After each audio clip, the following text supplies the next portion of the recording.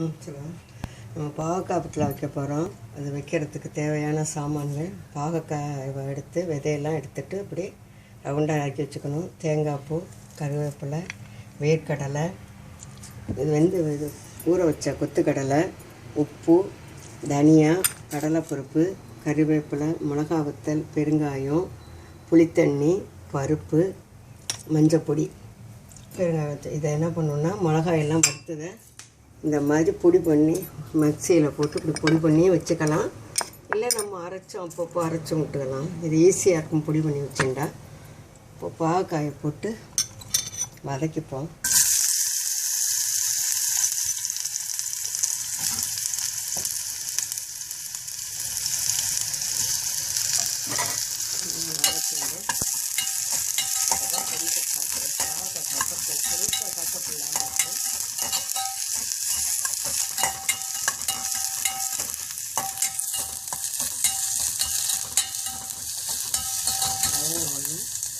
இந்த புளித்தண்ணை விட்டு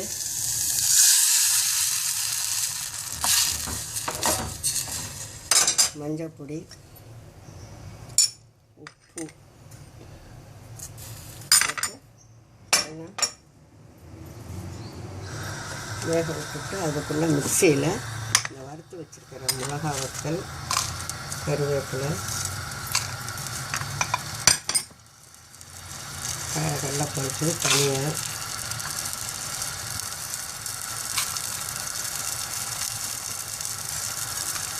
எல்லாத்தையும் போட்டு தண்ணி விடாமல் இன்னும் ஒரு ஊற்றிட்டு அப்புறம் வெள்ளம் விட்டேன்னா ஒத்தாப்பில் இருக்கும். உப்பு தண்ணி விட்டு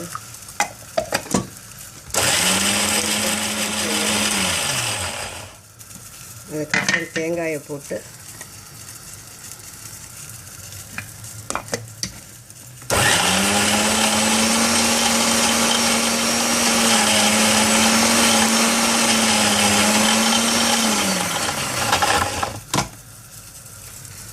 வச்சுட்டு இது வெந்த உடனே இப்படி எதெல்லாம் இருக்கணும். பருப்பு வெந்திருக்கிற துவரம் பருப்பு ரொம்ப குழையக்கூடாது. இது நல்லா வெந்த உடனே சேர்த்து இந்த அரைச்சி வெந்து வச்ச கொண்டக்கடலை, இந்த அரைச்சி வச்ச விழுது,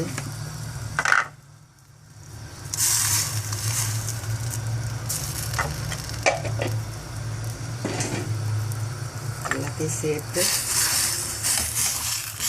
கொதிக்க வச்சு இறக்கிறதுக்கு முன்னாடி பருப்பை கொட்டி வேர்க்கடலையும் போட்டு கருவேப்பிலையும் கிள்ளி போட்டு இந்த மாதிரி சேர்ந்து வரும்போது வேர்க்கடலை எல்லாம் போட்டு எடுத்து பருப்பை இப்படி கொட்டி வந்ததில் வேர்க்கடலையும் போட்டு